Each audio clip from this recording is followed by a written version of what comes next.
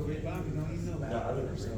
Oh, Yeah, we told about this, he lives in, so, Dave's Wharf, he comes down that way. every morning. Yeah, yeah.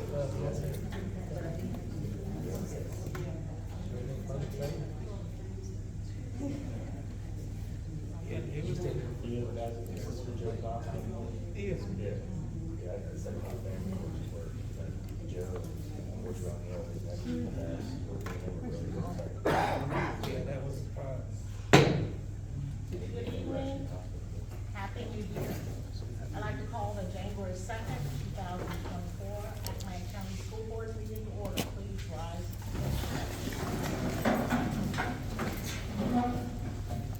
Allegiance to the flag of the United States of America and to the republic for which it stands, one nation, under God, indivisible, with liberty and justice for all.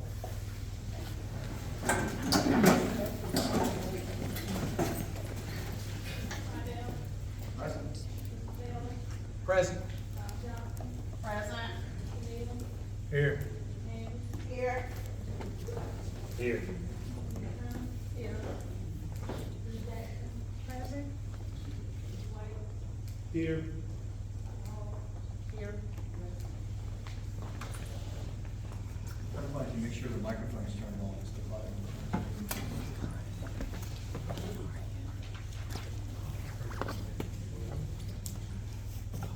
Okay, our next order of business is to open floor for nominations for school board chair. The floor is open for nominations. I'd like to nominate Janet Turner for chair. Second. Malcolm? I nominate Commissioner Handy as chair. We have second. Second.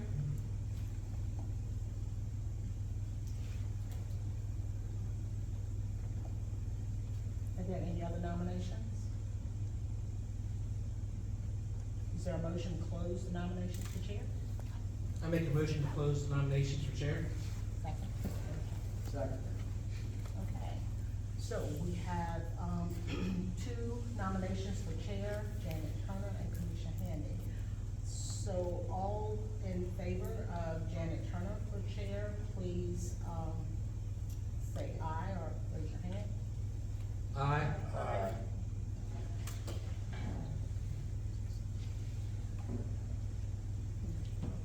Commissioner Handy?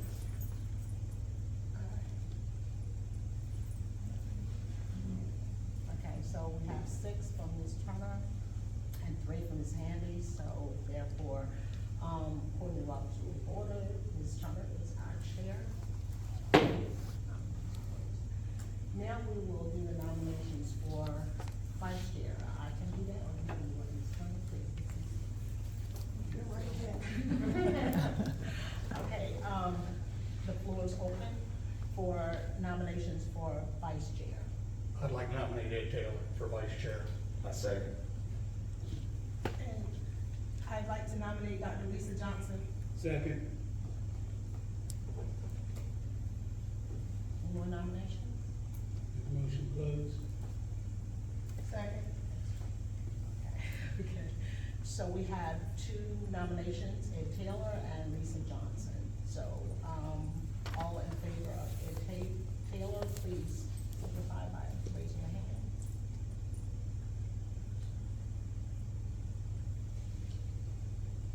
Did I see your hand? And Lisa Johnson.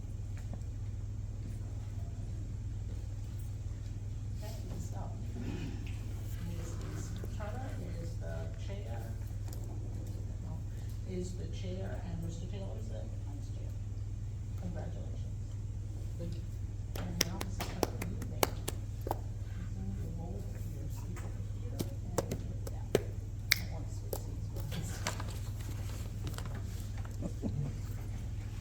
And, Mr. You might want to flip-flop with Mr.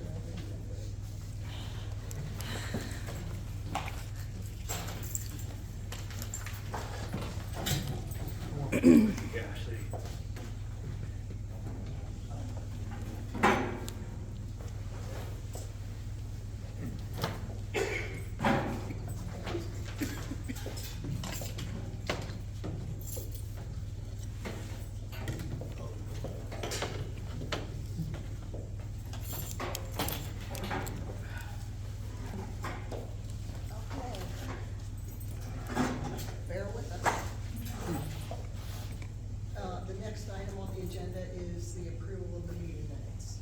Has everyone had a chance to review the minutes? Are there any questions? Do I have a motion to approve the minutes? I make a motion to approve the 12/19/2023 meeting minutes. Is there a second? Second. All in favor? Aye. The minutes are approved. Next up, our new principal, Ms. Kidneys, is gonna give us a report. Please speak up. About Mandeville High School. Oh, that's not a problem. Just the mic might not. No, No? not, Mike, I said, please, chair, speak up. I'm not able to hear them. Okay. Good evening, everyone. First of all, I'd like to thank the board for entrusting me with Nandor High School.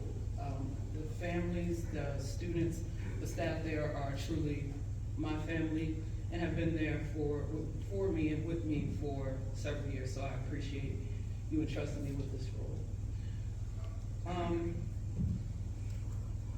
As was said, I'm Kimberly Giddens. I'm the new principal of Nandor High School, and I'm here to talk to you today about our progress, what's going on at our school. All right, so up first, we have our accreditation data. As you can see, we're in the green for the majority of our points, our indicators, except for chronic absenteeism and the CCRI.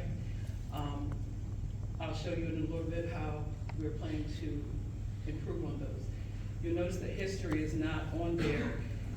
In the upcoming years, history will start to be a part of our accreditation process. So in preparation for that, we spoke with our department head, our history department head, to see what he felt was the easiest SOL, because that gives our students the most difficulty. History across the board, across the state is kind of tough. He told us that it's world geography. So what we did was we made sure that all of our freshmen were enrolled in world geography, and we put our heavy hitters, as we call it, our veteran teachers in those classes, and we'll be able to see those results to see if it actually worked after our SOLs in a couple of weeks. So hopefully that will prepare us for the upcoming years.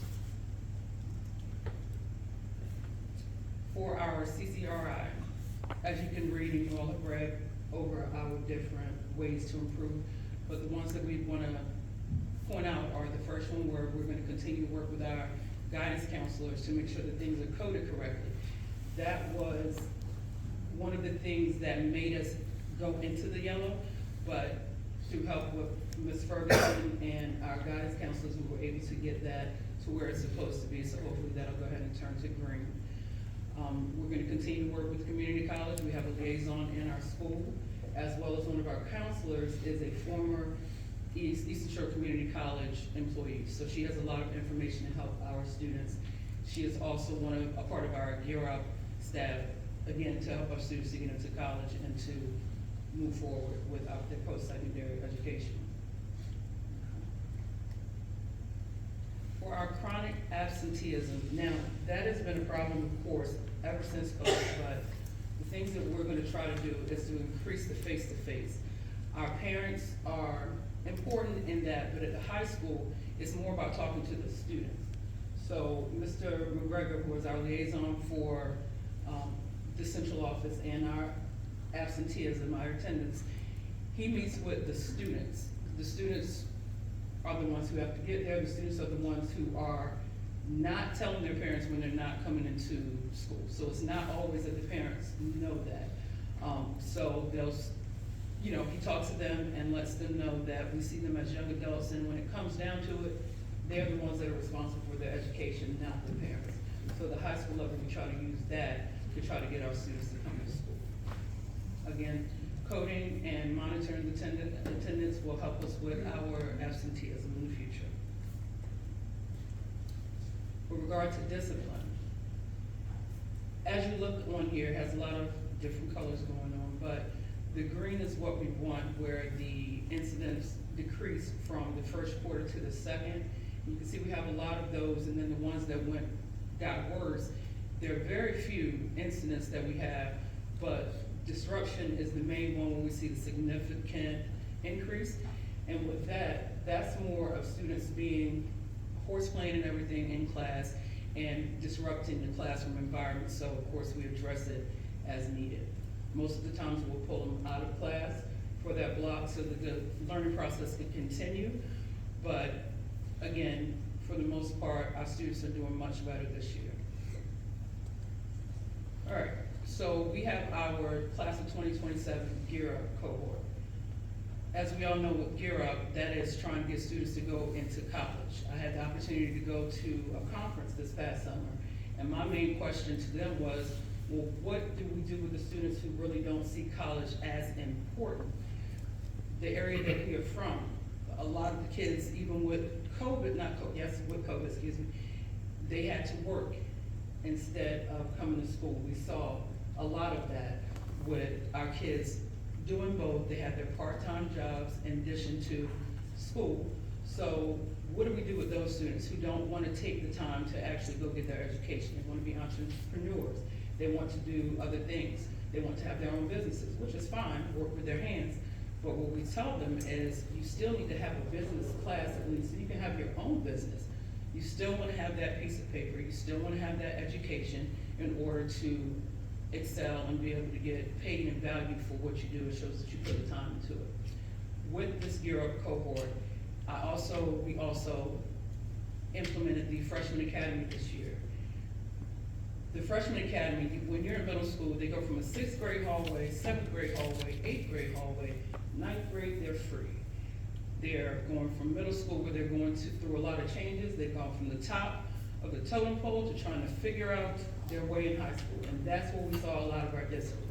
So what we decided to do was to make a freshman hallway, a pure hallway, where we pulled out the upperclassmen who may have been repeat freshmen or repeating a class, pulled them out of those classes, and made freshman classes pure in a pure hallway just to make sure that they had that structure for their freshman year. Now, they still are able to go and lunch. They can meet with their upperclassmen colleagues and during their elective classes. But the core classes, we wanted to make sure they were able to focus on the curriculum and not trying to impress upperclassmen.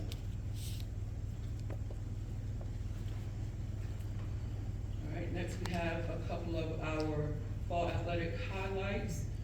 We had our varsity golf team come back, and you can see our accolades on there for all of our different sports teams this past fall.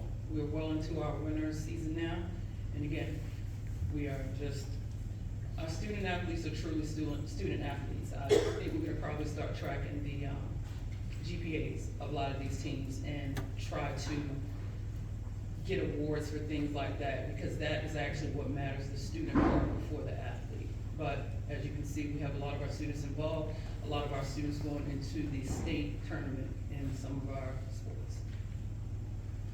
And there are some pictures of our teams.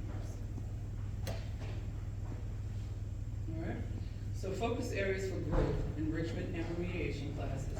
We were given a 9th grade study skills class this year, and we were very excited about it. However, this freshman class that we have is very advanced, which is a great thing. Of our students that are, of our 181 students, we only had 21 students that were classified as having disabilities. Those students we put into inclusion classes, so there are 2 teachers in the class. Any other student that we see that had issues in middle school, we put them into those classes as well. So they got the same inclusion model as our students with special needs, because we did not have as many. Even with that, when we come into high school, we usually have students that come into algebra and parts. We had 41 students that came into our semester algebra class this year, or we called it academic. We kind of got away from calling it academic, just saying semester, meaning they can learn it at a faster pace. Same thing with geometry. We had 24 students from this 181 students that came right in to the advanced math classes. So it wasn't really a need for the study skills class as much first semester. However, second semester, we have the data, and of course, after we have the SOLs to see who needs the extra help, and we will have way more students in that class second semester, hopefully. The foundations courses, those are for the students who have maybe failed a biology SOL but don't need to go all the way back through the class. They just need a little bit more enrichment in science, so foundations of science. Same with math, same with English. Even though our scores are amazing in all of those, we still want to make sure we have the support for our students. And then, of course, continue to offer our Success Academy, the Saturday school, and after-school tutoring. And there are some more pictures of our teachers teaching our students in the classroom, but we would also like to thank Bobby Bennett and Paul Bloxam in Building and Grounds, everyone. Over the break, we got a fresh coat of paint on our gym and the second floor, the majority of our second floor. We also have our greenhouse that's working. We also have the bleachers that are coming in and several other projects that are on the horizon, so we look forward to those. Thank you very much. Do we have any questions? Thank you. Thank you. Yes. That's great.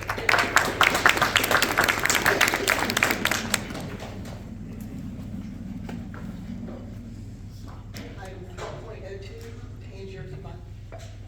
Tangier Combined.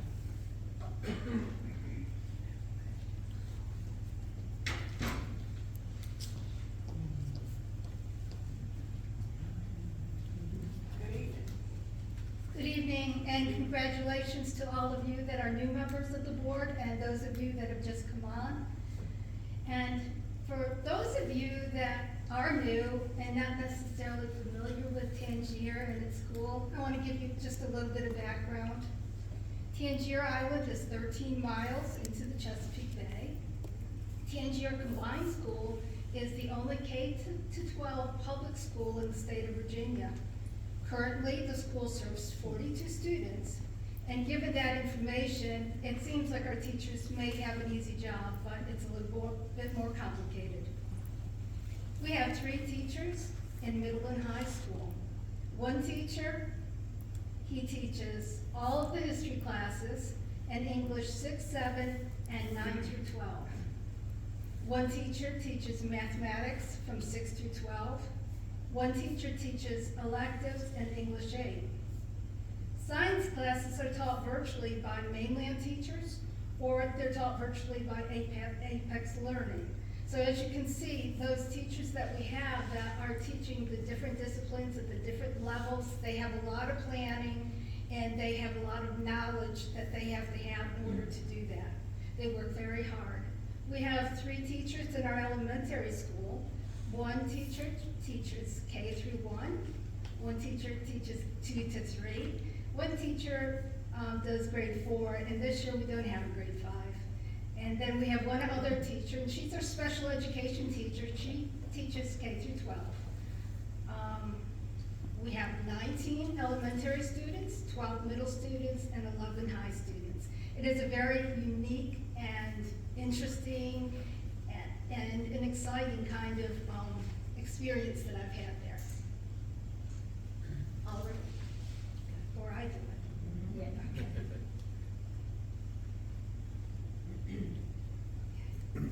All right, we started off the school year by having a party. We had a party out at the beach, and we had a fire and s'mores and hot dogs, and we had a cornhole tournament. That was for middle and high school, and then K through 4 opted to have movie and a pizza at the Four Brothers restaurant that they have there.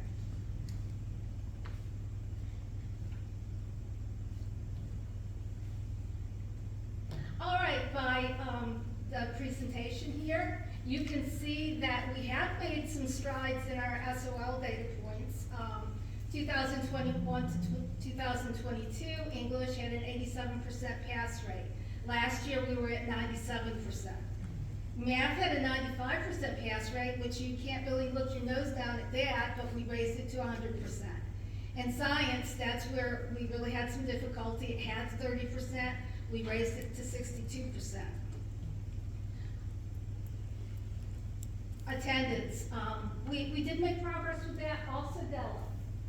We, in 2021 and 2022, the chronic absenteeism, according to the state, was 23.81%, which was 10 students.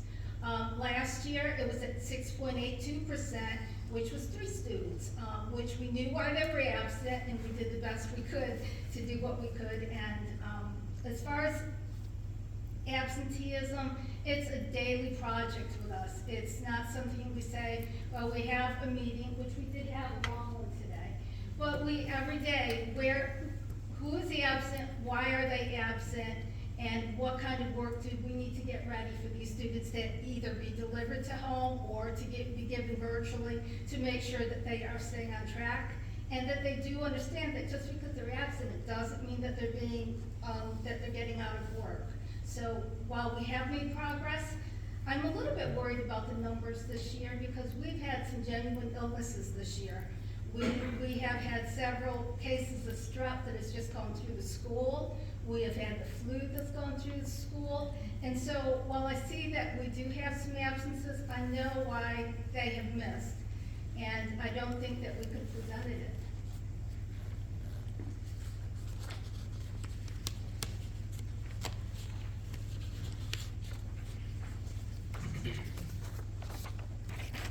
Okay, we do have some areas of need. I was good at talking about our strong points, but as you can see, first off, the biggest thing is a 60% pass rate in science, especially in these days. That is just not acceptable. We're not preparing our students for the future.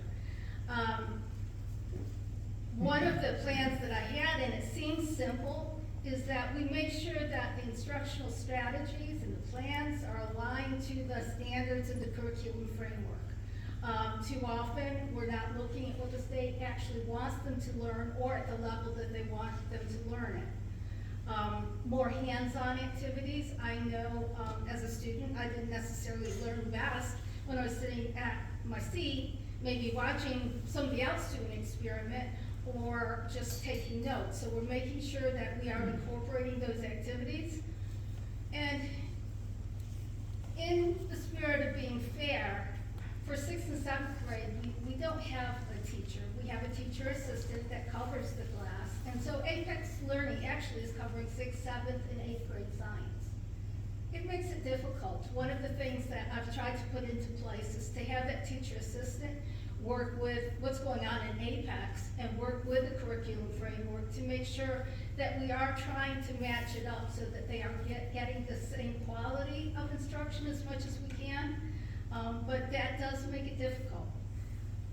As far as other science classes, we have biology that we get from another school virtually. Chemistry, we use APEX also. But that is an issue for us because we are missing a teacher. All right. Another area of need. When we looked at the PALS data and also STAR Reading supported it, we have 5 out of 17 students who could not make the benchmarks on the PALS assessment.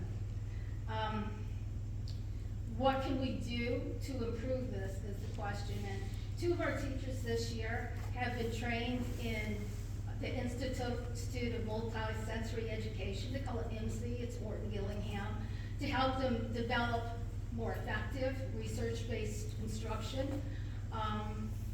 And then also the students that are not meeting the benchmarks, we are pulling them on a daily basis to work with them and give them prescriptive instruction that's based upon the needs that they have. Any questions? Okay, parent engagement is very important on Tangier. Parent engagement in the school, the community, and the church are very tight together. We had a family luncheon and every child was represented. You can see both parents came, they had aunts, uncles, everybody came to lunch that day. We have our PTA meetings and they're very active in that, they're very active in fundraisers. And we do phone calls a lot and messaging. A lot of times the phones don't work on Tangier, so I find myself using Facebook Messenger to get up with the parents. But the fact that they usually come to pick up the kids, we're able to keep up with them. But right now, we're not just talking about parent engagement, parent contact rather, but engagement, and how do we get them involved in the students' education? We had them come into the classrooms, so that they can see, exactly what is going on in the classroom, and the teacher is giving them advice on how they can help the child at home. We're having individual conferences where they come in and we talk to them about, okay, this is what we're working on in class, this is where this child happens to start to have some difficulty. And we try to give them things to work on at home so that they actually are part of what we're doing and they understand why the child is having trouble.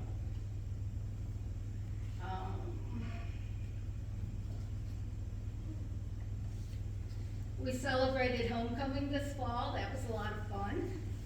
And homecoming, we don't have sports because we only have 11 students in high school, so we don't have the students for sports. However, there still is a homecoming on Tangier, and every year, everyone comes back to Tangier for the homecoming, and we do have a homecoming dance. We had field trips this year. We went to the farm day where everyone in the county went to. We went to the pumpkin patch, the elementary school. Ninth graders, they also would gear up to ODU. And middle and high school, they all got together, went to Washington DC, they went to the White House and the Smithsonian, and that was a great trip. As we know, all of these activities that we like to be involved in, whether it's the homecoming dance or the prom and the field trips that we have to pay $250 each way for a boat, they're expensive. And so our students are always active in some kind of a fundraiser. Right here, they're having a car wash on the airport.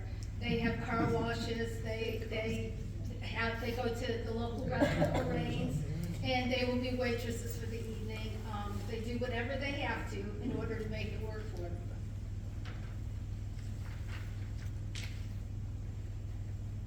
The school has had Halloween and Christmas parties. I put the faculty picture up there because you can see we invited past faculty to the party for the Christmas party, and that was nice.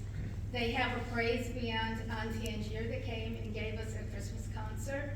High Y sponsored a Christmas bazaar and a Relay for Life event.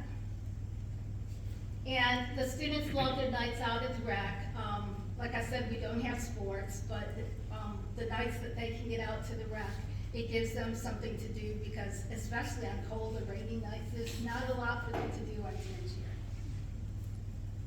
And I have something to say to Mr. Bennett too, and I don't think he's here tonight, but thank you for the playground. The kids love it. And now we have a new roof too, so thank you. And does anybody have any questions? I do. Okay.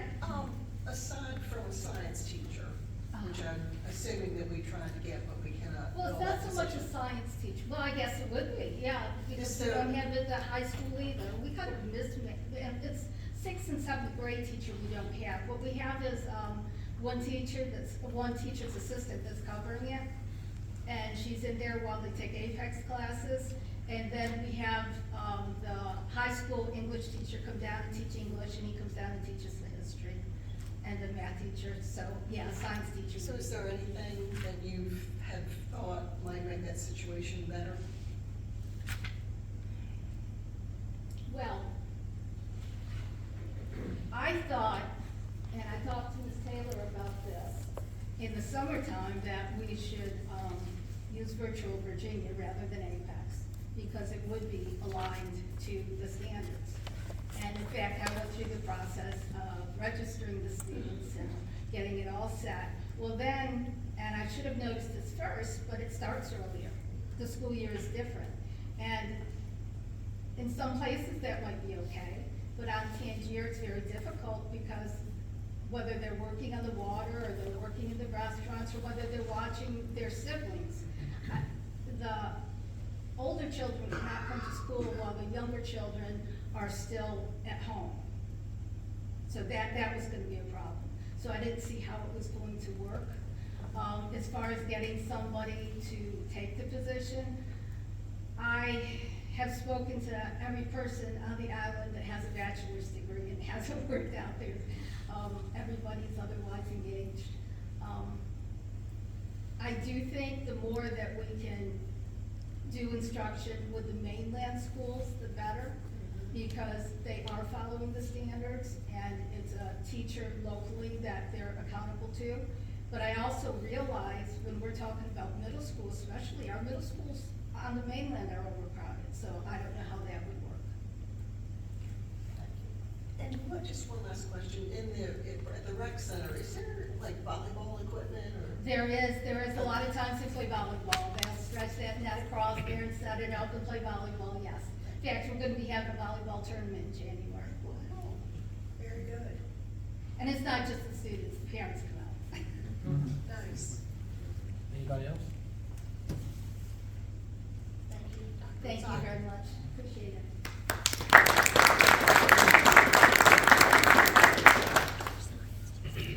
And, I would like to add to the agenda, school board member comments.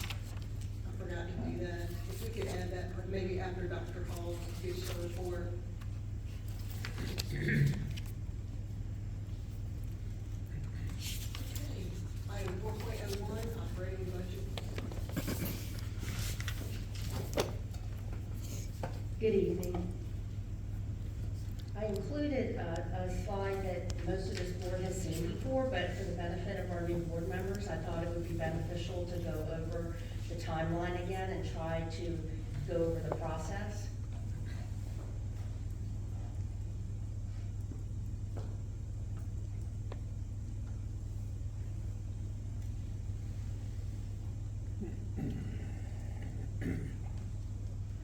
Okay, so we will go over revenues and ADM tonight, but this year we actually sent out budget requests, and they have all been returned, and I have received for everybody who has submitted one.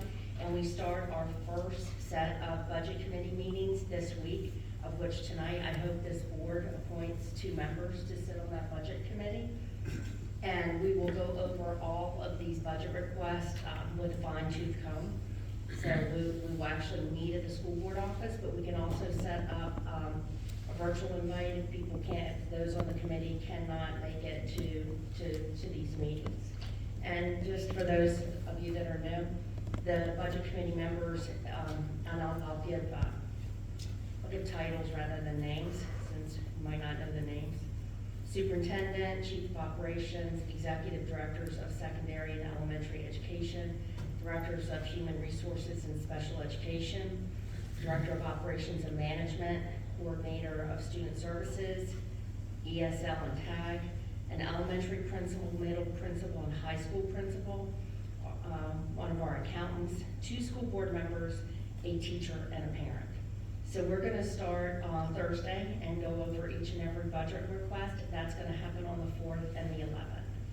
And then on the 16th, we will make a presentation, it will be the superintendent's proposed budget to this board. Just to also let you know, the date that we start with is the 21st, because that's the drop dead date that we have to present to the board of supervisors. So we plan our schedule backwards from that date, because there's a certain amount of time that you have to have in between adopting to go to public hearing, and then public hearing, and then adopting after public hearing. So I included the budget timeline, even though the board has seen this before, just for your information. And if you have any questions, please just send me an email. But I just thought that would be beneficial to go over that. Beth, I'm aware of a parent that I would like to be on the committee. We already have a parent on the committee. I think there's room for 2 parents. Okay, well, that's, yes. And who's the high school principal? Madam Chair, go back in terms of the dialogue around adding parent. Yes. We were advised as a board during the December timeframe of what the composition was going to be. Why are we entertaining a different structure now? I believe in the past. My question is, why are we, as a board, entertaining changing the structure? We're not changing the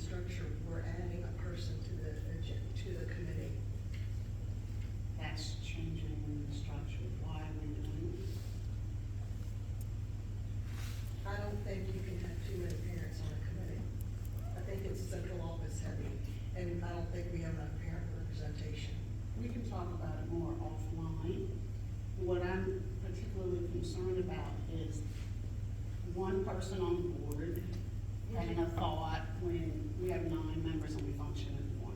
We can talk more offline. We wanna make a motion? Why don't we make, I'd like to make a motion and we ask. Excuse me, no, let her finish and then you do it. Okay. Because it's a lot of interjection, and she can't even finish what she's saying. Ms. Yeah. So let me just, it's Monica Dickerson. You asked me the question about the high It's school. the middle and high school AP. We have an elementary principal, a middle, we have an AP that's a middle and high school, and then we have a high school principal committee. So that was in order to have 3 administrators on the committee. So which one was the high school? I'm sorry, so, the elementary is Wetumpka, Ms. Buell. The middle school is Ms. Owens and Angela. And the middle high is Ms. Dickerson, that should be taken. Okay, Ms. Sandy? Okay.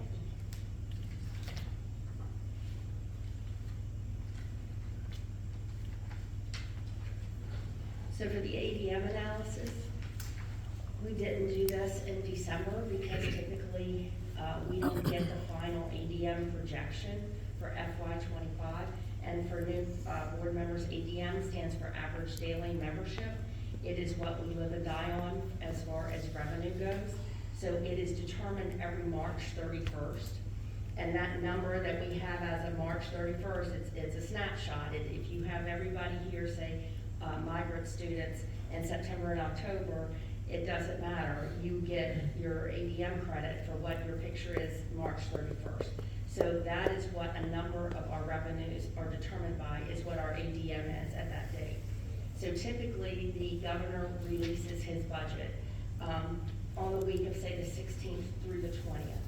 That is the first time we see a state projection of ADM for FY '25, the budget that we're dealing with. This year, the governor's budget was released on December 20th. Typically, when the governor's budget is released, it's accompanied with a superintendent's memo and a calc tool. And I think you've heard me talk about calc tools, I think you have too, Stephanie. In the past, we live and die by the calc tool. We put in the ADM.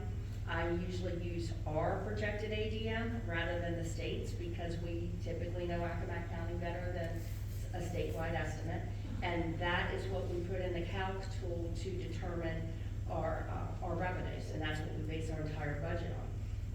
This year, for the first time ever, we have not received the calc tool or the superintendent's memo. So you see, I put state projected FY '25 ADM not available at this time. It is not available at this time. I've been in touch with DOE today and said, where is it? And of course, 3 out of the 5 people I emailed, I got an out of office reply. 2 of them did respond and say, we're working on it, but we don't have a timeline. So I went ahead and picked an ADM to use without having that one figure available. You see, I've used this number before. We've been very consistent in the past, and I feel comfortable using the number of the 4555. So that's the ADM that I'd like to use to base our FY '25 budget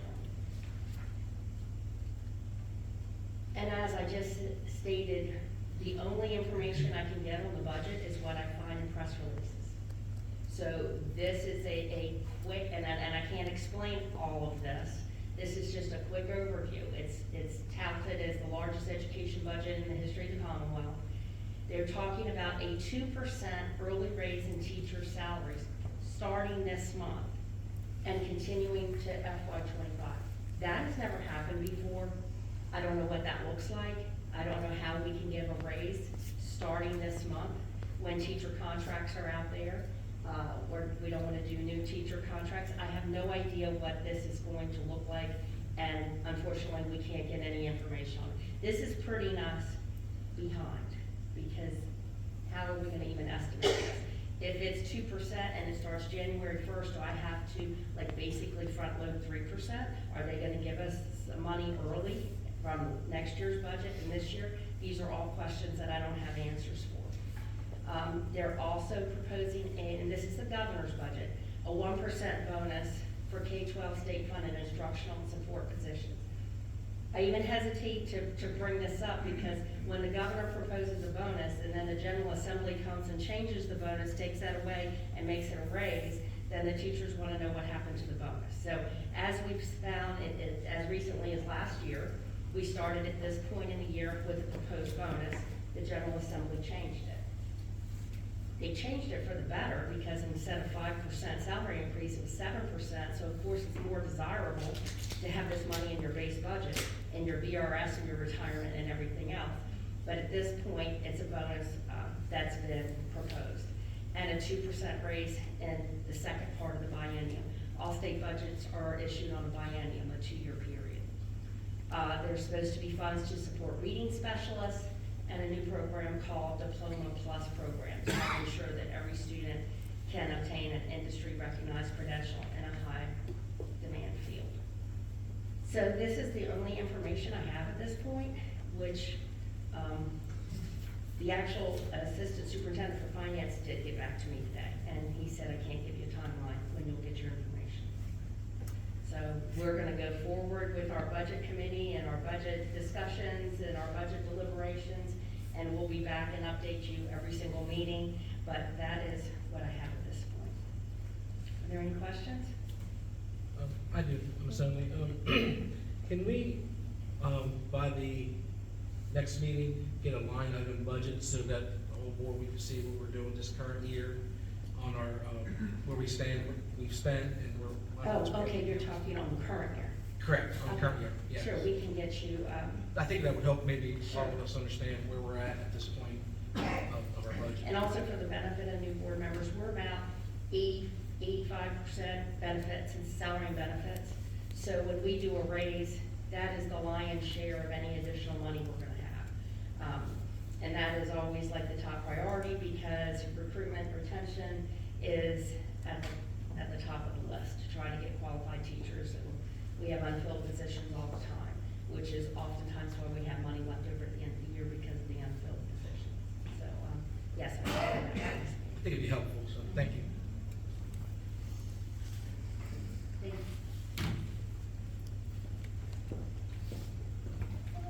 Item 5.01, superintendent's report. Good evening.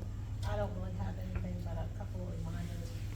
But we do need, before we leave, 2 members to be on the budget committee.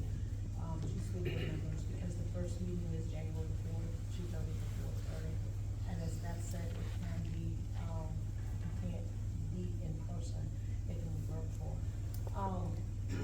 And also a reminder that, our new school board members have already been registered for the new, school board member orientation that's in Richmond on the 23rd and 24th of, January.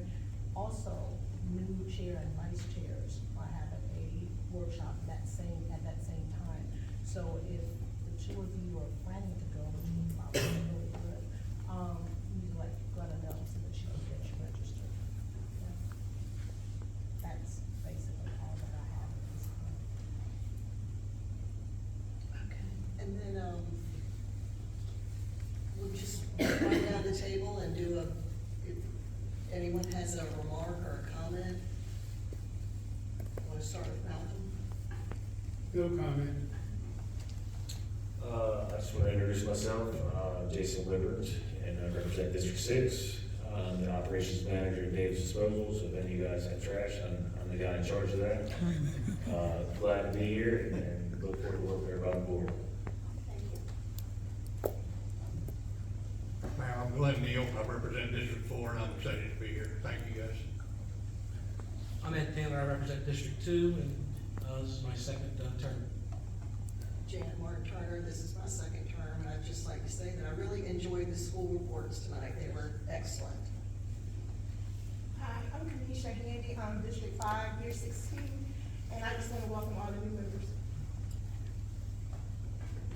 Stephanie Jackson, I represent District 8, and I just want to say I'm very happy to be here and to be in this position to serve the community and the teachers, parents, and students. I am Dr. Lisa best of ability. Jesse Slidell, District 1, happy to be here and look forward to working with the new board.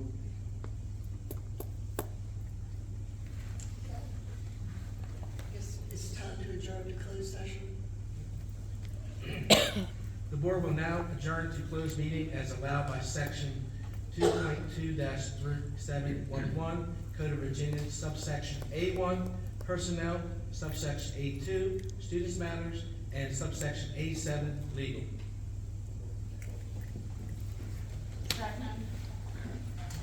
All in favor?